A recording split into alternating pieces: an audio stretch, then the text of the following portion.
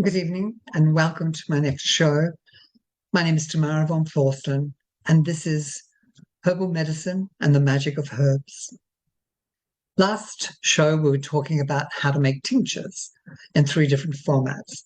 Now, I want to go a bit further and talk to you about how to make liniments, balms, or creams, or oils. Liniments are made exactly the same as tinctures, but are for external use only. Oftentimes, incorrectly, the terms liniment and tincture are used interchangeably. But technically, a liniment is an external application used for 1, drying, drawing, and disinfecting, or 2, for relief of deep muscle pain. A tincture, because it is an internal preparation, can be used also externally, but liniment is only for external purposes. Your label needs to clearly state this. It's important, either tincture or liniment. My favorite liniment is still the first one I ever made over 30 years ago. It is a formula I have adapted from that old classic Back to Eden by Dr. Jethro Kloss. I have used it for sores of different problems and have never been dissatisfied with its disinfectant or healing qualities. There are many different liniment recipes to make, but for a good all-purpose disinfectant liniment, I suggest you start with this one. It's simple. Kloss's liniment serves as an excellent disinfectant for all weepy, oozy type skin infections. It is excellent as a topical application for boils, pimples, and infected rashes. It is a wonderful remedy for poison oak, poison ivy. Athlete's foot responds well to it as well. It has a multitude of other uses, and I am sure whenever you need a good external disinfectant, reach for Kloss's. I have used it successfully on animals, but usually dilute it so it does not sting as much. Dilute it also when using it for children. So the ingredients for Jethro Kloss's herbal liniment is simple. It's 1 ounce of each golden seal root and myrrh gum, and 1/4 ounce of cayenne, and 1/2 to 1 pint of rubbing alcohol. The less alcohol, the stronger the herbal solution. How to make? Well, place it in a glass jar with a wide mouth. Put a tight-fitting lid on this concoction and let it sit in a warm shaded area for 14 days or longer if possible. Every day, once or twice, give it a shake or move it up and down. And after 2 weeks, strain well and store in glass bottles. Use on poison oaks, boils, open oozing wounds, cuts and scratches. Yes, it will sting, but the sting is what heals and can be diluted with water for children and animals. If you wish to go and make it deeper and go into making capsules, well, capsules are easy to make, easy to take, and are an acceptable way to take herbal medicine. I remember when I had my herbal business and people would come and say, oh, what do these herbs taste like? And I said, well, they taste like shit. And they do. A lot of herbs do taste like crap. They're not nice at all. So there's other ways that take them for sooks like me. However, in spite of their advantages, they are my least favorite method. Gelatin capsules are made from the hooves of animals, most of which are old friends that have ended up in the glue factory. I use veggie caps made purely of vegetable oils and pure vegetable gelatin. Capsules are also the least effective method of taking herbal medication. Since they are in a whole food form, they must pass through the entire digestive tract before being assimilated into the bloodstream. If your digestive tract is not working efficiently, which is usually the case when one is ill or under stress, the chances of getting all the benefits from the plant is slim. Teas, extracts, and tinctures are much easier assimilated into the bloodstream and are much quicker acting. Powdered herbs lose their effectiveness much quicker than do whole botanical materia. It is also difficult to know how long that powdered herb has been sitting around in the storeroom. Oftentimes, the poorest quality herbs are saved for the powder mill. That is why I powder my own herbs. But do not let me get too discouraged or getting you too discouraged nor dogmatic in my own beliefs. When all is said and done, capsules do work for many people. They are a familiar type of medicine these days, so many people feel safe taking them. They are also easy to ingest and eliminate the taste of the medicinal herbs. I think it is important to know a little about encapsulated herbs, since by far the greatest majority of people still take their herbs in this form. Capsule sizes, well, capsules come in many sizes ranging from single zero to 00 to 000 and even larger. The size of the capsule determines the amount of the herb. 2 00 capsules is 8 grains of herb and is generally considered a standard adult dosage. For chronic situations, the dosage is usually recommended to be 2 00 capsules 3 times daily. For an acute situation, 2 00 capsules may be recommended every 2 to 4 hours throughout the day. Capsules are easily found in most online drugstores. I get my capsules in quantities of 10,000 as they last forever, and they are veggie caps. Some people prefer to use rice papers in place of a capsule. These are thin, transparent paper made from rice. The herb powder is placed in the center and the rice paper folded into a ball around it. These are then swallowed. There are wonderful, simple little instruments that make capping herbs very simple and quick. I invested in one of the small encapsulating instruments, and I'm amazed at how painless it makes capsulating. I sit there and watch TV and do it myself and make my own vitamin mixes and things as well. The one I use is called the capsule machine and does 50 capsules in 5 minutes. So how to encapsulate herbs? Well, it is best to make a fairly large supply at one time, such as a week or a month. I actually make them in monthly or bi-monthlies or even a year. Powder your herbs finely or buy herbs already powdered. Mix well and cap. Be sure capsules are tightly packed. It is a bit of a trick, but not one hard to earn and learn, as they need to be compressed and tied in the capsule. I usually put the powdered herbs in a shallow bowl, put the capsules in another bowl, pull capsules apart and scoop up the herbs and cloves. Do not get wet or moist, as they will glue together or dissolve. Also, use a handy-dandy machine, capsule machine. They are usually under $20, but you can get the bigger ones that are pricier. Herbal pills. Why make your pills? Well, number one, they're inexpensive, easily made and quick. You can readily formulate your own blends. Oils can be formulated to actually taste good, and they can be sucked or chewed so that their healing properties are available to the mouth and the throat. Also, an excellent way to administer herbs to children. So how to make herbal pills? Well, firstly, use finely powdered herbs and place them in a bowl. Mix in a small amount of water and honey or maple syrup, as honey is not advisable for small children, but equal amounts to form a gooey, sticky paste. Add a drop or two of essential oil of peppermint or wintergreen to flavor. This is the only place you can make a mistake. If you add too much oil, your pills will be intolerable. Add just a tiny drop or two to taste. You can always add more if needed. It should have the taste of peppermint stick candy, very yummy. Next, take slippery elm powder, comfrey root powder, and or carrot powder, and add enough to these herbs into a gooey paste until it thickens and is workable. Now begin to knead it until it is smooth and elastic like bread dough. Add more powders if necessary. Roll into little pill-sized balls. Balls can then be rolled in carrots, slippery elm powder, comfrey root powder, or cinnamon powder for that finished look. It is best to dry the pills if you wish to store for long periods of time. Simply sun dry for an afternoon or place near a hot, dry place for a few hours. Dried and stored in glass containers, your pills will last for months, even up to a year to 2 years if kept cool. If you would like, you can make a pill board, which will make your job of rolling much easier. Take a thin board, a pill-sized board, let dry, use a chopstick to poke through, and that's it. So I hope that was enjoyable for you, but I thought that I would just give you a little bit, but it's also important to understand a little bit more now. Let's talk about herbal therapeutics and the respiratory system. Now, herbal remedies represent far more than a holistic fad or a total rejection of traditional medicine. They help to fill the overwhelming void between health and acute disease, a void left when the medical profession discovered penicillin and began its romance with the concept of miracle drugs. Drugs can save lives in serious acute diseases and may alleviate or even cure some chronic problems, but they are very poorly suited for the vast majority of chronic and minor ailments.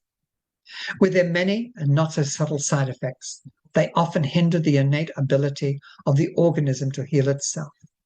In contrast to the single-mindedness of drugs, the biochemical compositions of plants are varying, complex and subtle. Herbs will often supply palliative relief, such as sedatives or laxatives, etc., like any drugs, but they will do this without interfering with normal healing processes or having the residual toxicities of many pharmaceutical drugs. Other herbs will react in an opposite fashion, acting to stimulate and even to temporarily aggravate the healing process of the body. The concept of stimulating a fever seems to run counter to much appreciated or accepted medical tradition. But when a fever is viewed as the only appropriate defense response at that stage of an infection, this approach seems more rational than suppressing the fever with salicylates. In fact, many diseases with their symptoms are perfectly appropriate body defenses and should not be depressed at all.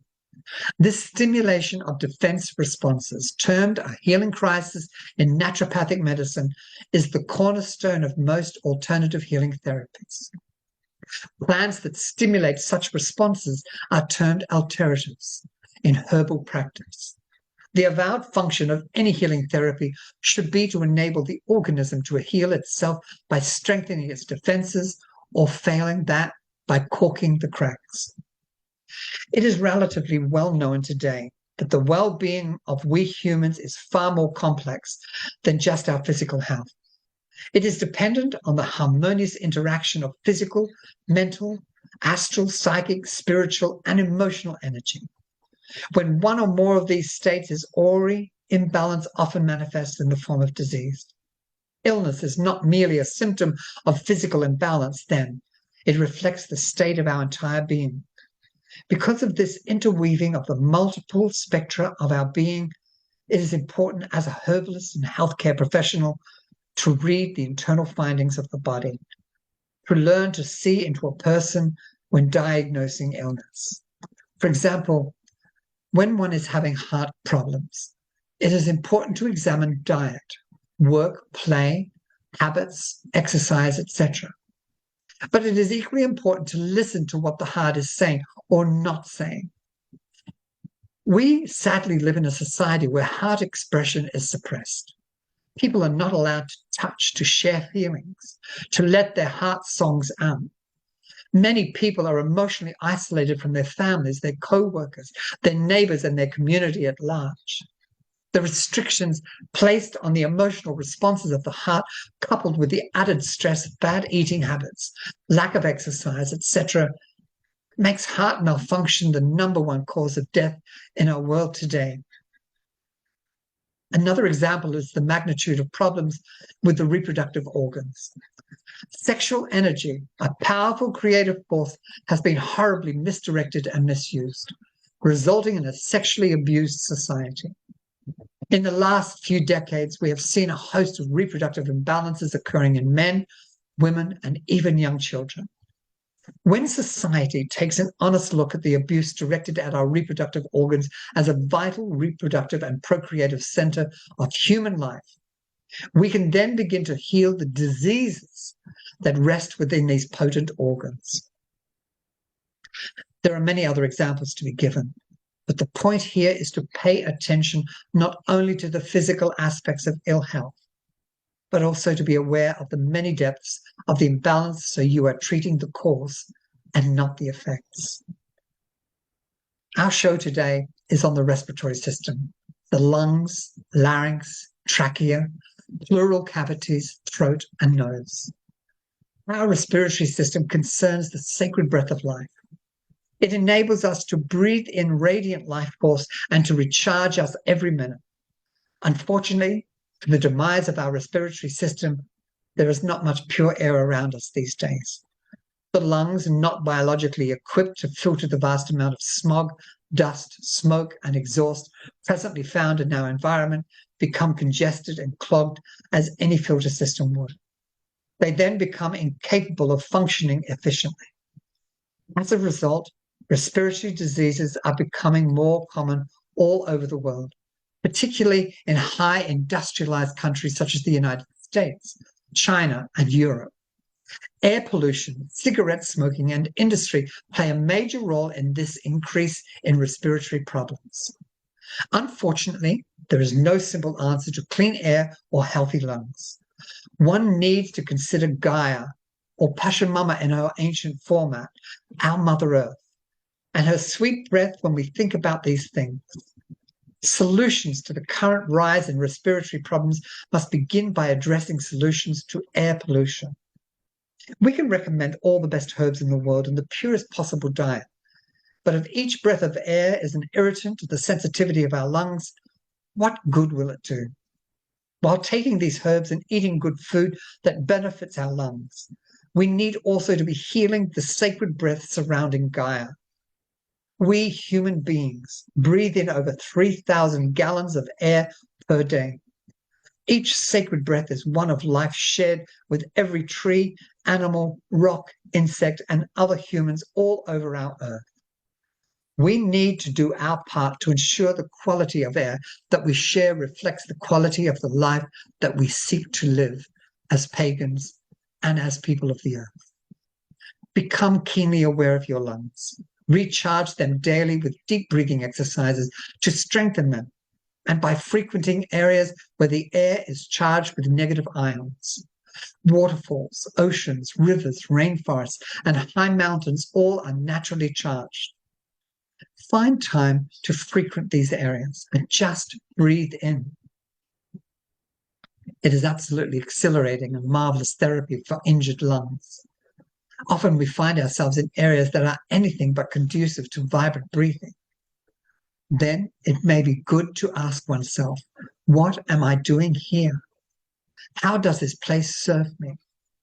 Friends, if you live and work in an environment that is not conducive to your good health and being and personal well-being, ask yourself, how does this place serve the innermost dream of my being? The wisdom and freedom of the herbs you are studying are potent medicine. Let their wisdom direct you. They offer medicine far greater than the strongest medication that your doctor and pharmacy can prescribe. The anatomy and physiology of the respiratory system is complex and beautifully integrated with our entire inner and outer ecology. Yes, we have an ecology within ourselves, consisting of air tubes, 2 lungs, pleural cavities, nose, throat, and voice box. The respiratory system supplies the cells of the body with necessary oxygen while discharging the waste carbon dioxide from the blood. It also serves as an organ of elimination to remove wastes from the body. Every minute, usually unconsciously, we breathe in and out between 10 and 15 times. Oxygen is required for nearly all biochemical processes in the body. Maintenance of stable oxygen levels in the blood is essential to life and vitality. At the same time, rapid elimination of carbon dioxide is equally important because high concentrations of it in the blood and tissues become toxic, suppressing vital life processes. This sacred ebb and flow of breath, regulated by our life force and connects us with prana, the sacred breath of life and of the great mother, our goddess. So let's look at some general guidelines for maintaining a healthy respiratory system. Firstly, regular deep breathing exercises.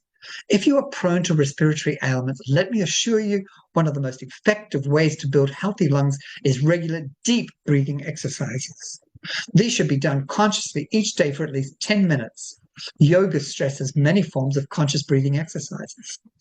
Deep breathing strengthens the breath of life and will help carry this breath to every cell in the body. To recognize how vital this breath is, consider that a person can live many days without food and water, but only a few minutes without air. Secondly, recharge your lungs. Seek out places that are alive with fresh air and try to go there on a regular basis. This may be difficult if you live in large cities or industrialized areas. Even more, the reason to schedule breathing trips to a river, waterfall, mountain, or ocean, especially if your lungs are weak. Clean air is the most important medicine you can give your lungs. More important than food, which we consume only 2 or 3 times a day, we are breathing in air constantly. And thirdly, exercise is important. Fatigue and ill health are often caused by an oxygen deficiency in the cells. Vigorous physical work is accompanied by an increase in breathing and heartbeat. These physical factors cause a rapid exchange of oxygen on a cellular level, causing our entire bodies, via the cells, to be revitalized. Mental work is very exhausting. It is not accompanied by an exercise or increase in oxygen. It's incredibly beneficial while working at your desk to stop periodically and do conscious breathing, deep exercises. If you are suffering from chronic fatigue and or are weary all the time, consider breathing exercises and or exercises that make you breathe vigorously. Next is diet. Diet plays a major role in the health or lack of it in the respiratory system. Since many lung problems are associated with an excess of mucus in the diet, it is best to limit mucus-forming foods. Most mucus-forming foods are yin or cooling and acidic and are not conducive to respiratory health. Choose a diet that is warming, yang, and alkalizing in nature. A diet rich in vegetables, non-sweet citrus such as lemons and grapefruit. Protein, nuts, seeds, grain, fish, chicken, and alkalizing herbs. Warming root herbs is excellent. Avoid or use in only small amounts mucus-forming foods such as dairy products, eggs, refined processed food, and all types of sugar, including fruits high in sugar. Next is herbs. As is always the case, nature provides a wealth of powerful, nutritive, and medicinal herbs for the respiratory system. If susceptible to respiratory problems, use those herbs that serve as respiratory tonics on a daily basis. For chronic and acute health problems, there are wonderful herbs that serve as both remedial and preventative medicine.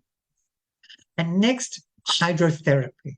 There are several ways that water can benefit the lungs. Hot herbal steams provide healing herbal essence to the lung area. As mentioned earlier, negative ions are concentrated in areas of vigorously moving water. The air around these areas is very healing to the respiratory system, and herbal compresses and poultices applied over the upper back and chest are excellent methods to break up congestion. And last, but certainly not least, the use of hot and cold showers and or packs produce a healthy blood flow of blood and ensure good circulation to the respiratory system. So let's look at a materia medica for the respiratory system. Now, there are many different ways and a seemingly endless list that herbs can help the respiratory system. In order to give you a better idea of how these herbs are used, I have listed the common or more common herbs into following categories. So if you suffer as an anti-asthmatic, herbs that are best used to relieve asthma are a mixture of agrimony, cayenne, comfrey, coltsfoot, elecampane, and eucalyptus. As an anti-catarrhal, herbs used to expel excess mucus from the nasal area is a combination of lobelia, golden seal, tea tree, eucalyptus, cayenne, and ginger. Astringents, these are herbs used to firm, tone, and dry mucus lining, such as witch hazel bark, white oak bark, raspberry leaf, elecampane. Antiseptics, these are herbs used for infections in the lungs, golden seal, echinacea, chaparral, pleurisy root, and elecampane. Antispasmodics, these are herbs used for coughing and sneezing fits or spasms, combination of lobelia, valerian, and cayenne. Pectorals. Well, pectorals, these are herbs that heal and tone the respiratory system, such as comfrey, licorice, mullein, and coltsfoot. A rubefacient are herbs that applied locally stimulate capillary dilation and draw blood to the surface of the skin, such as mustard, cayenne, or ginger. Now, I'm going to give you a following list of herbs that are commonly used for the respiratory system. And as you study them, learn more. See if you can find the groups they fit into in the above categories. The first one is angelica or angelica root. It's a stimulant and it's the herb of angels. Do not use it if you're pregnant. Cayenne. Part used is fruit. It's a stimulant as well and clears sinuses and congestions. Coltsfoot is very good as a demulcent and respiratory nervine and antibacterial. It's a cough dispeller. Comfrey, it's a demulcent and an expectorant, and it has a healing and soothing effect upon every organ it contacts. Echinacea is an antiseptic, diaphoretic, tonic, and stimulant, and it's a powerful antibacterial and detoxifying effect, as well as an immune builder. Elecampane, the root, is one of my favorite herbs. It's considered to be one of the best herbs for coughs, bronchitis, and chronic lung ailments. Ephedra is used for all chest complaints such as asthma, coughs, colds, and congestion. Fenugreek, the seeds in particular, is great. It's one of the oldest recorded medicinal plants, and they're specific for most lung problems. Ginger, they use the rhizome, and it's one of the most versatile herbs there is. Ginger not only has a multitude of uses, but also enhances the effects of other herbs in a formula. A specific warming herb for the lungs, and it's an excellent remedy for asthma and bronchial congestion. Horehound, the leaves, old-fashioned bitters. It's most often it's made into cough drops and combined with herbs because of its bitterness as well. Hyssop, treatment of lung ailments, especially chronic catarrh, coughs, congestion, colds, and flu. Licorice, its root, is used for sore throats, and because of its sweet flavor, is used to sweeten many other formulas as well. Lobelia, you can use the stems, seeds, or leaves, and it's for coughing and wheezing. It's an excellent expectorant and antispasmodic herb. It is powerful, so used with awareness and respect. Marshmallow is one of the best sources of easily digested vegetable mucilages. It's an anti-inflammatory and anti-irritant properties for the lungs. Mullein, most excellent respiratory herb, useful for all lung complaints, both as a remedial and as a tonic. Myrrh, well, as use the resin. It's very good when combined with golden seal for flus, colds, lung congestion. Highly concentration of volatile oils makes it especially beneficial for lung infections. Pleurisy, using the root, especially where there is presence of liquid or extra moisture in the lungs. It is great for pleural sacs surrounding the lungs, excellent for inflamed, congested lungs as well. Red clover, the flowers for chronic chest complaints as well. Caution, should not be used extensively by people who have thin blood and are hemophiliacs. Sage, used as a gargle for sore throats, particularly beneficial in slowing the secretion of glands. Slippery elm, well, one of my favorites here, using it for other demulcents, for reserving the use of slippery elm for special cases, but it's a bit rare these days, so there's other ones that are better. And yerba santa, it's a warming astringent for all chest conditions. Well, that is quite a list, and believe you me, there are many others that warrant being added. Study these herbs and work with them. You will find that a favorite few will signal you to use them often in your formulas. These will become your special helpers. You will find too that your ability to cite the root cause of each particular lung problem will become finer, and that often you will intuit the remedy. For instance, you may be familiar with using comfrey, slippery elm, and licorice in your formulas for most lung inflammation. Then one day, when mixing up an herbial formula, you will find yourself mixing a totally different formula. Trust that intuitive process. Every illness may require a different mixture. Even at different times during the illness, different formulas may be required. For example, you should begin your treatment for congestion with strong expectorant teas and hot ginger mustard poultices to loosen the phlegm. During this period, you would provide herbs to fight the infection, antiseptics, and antibacterial herbs. As the phlegm begins to loosen and the coughing up or expectorate of mucus is stimulated, demulcent herbs to soothe the irritated, inflamed passageways should be given. As the person regains health, follow up with your treatment with a toning, strengthening formula for several days or sometimes several weeks. So 2 very important groups of respiratory herbs I would like to discuss in further are expectorants Expectorants expel excess mucus. They tone, tighten, and help dry out the respiratory system, soothe and heal, and most disinfectant properties. The Materia Medica says elecampane, lobelia, pleurisy, ephedra, coltsfoot, and mullein. The next is demulcents. One of my favorite groups of herbs, demulcents, are the soothers, the gentle healers. They are often used in formulas to provide a soothing, nutritive base and also add a sweet flavor to many formulas. All demulcents are highly nutritive. All have a sweetish flavor and are excellent for the mucous membranes. Demulcents, when prepared, have a definite gel-like consistency. Comprised of a large sugar-like molecules, they swell when in contact with water to form a soothing gel. This group of herbs is safe anytime for all people and are often used as pleasant teas as well as strong medicine. Materia Medica for that is slippery elm, licorice root, flaxseed, psyllium seed, comfrey root or leaf, Irish moss, and marshmallow root. So when to treat the respiratory system? Well, look at hay fever, all right? An allergic reaction to the foreign proteins contained in plant pollens, dust, animals, etc. Look at the liver, kidneys, which play a major role in these chronic conditions of hay fever. Asthma. Asthma is a constriction of the bronchi, sometimes due to excess mucus, resulting in difficult breathing. The liver, kidneys also play a major role. Pneumonia is an acute infection or inflammation of the alveoli of the lungs. Definite and immediate action needs to be taken. Pleurisy, infection and fluid of the pleural cavities surrounding the lungs. Colds and flu, viral infections of the upper respiratory tract with increased secretion of mucus, inflammation, and irritation. Bronchitis, infection of the bronchi, the tubes that take air into the lungs. The term is often used to describe any mild pulmonary infection.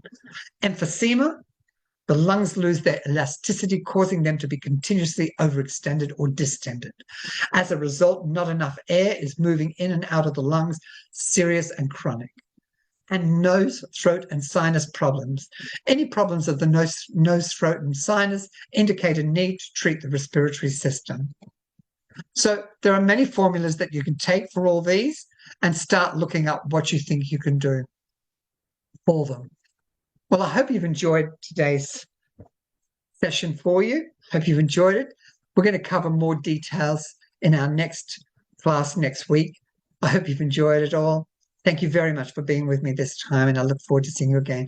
And if you have any queries or any questions and you'd like to know more, please feel free to contact me. Blessed be everyone.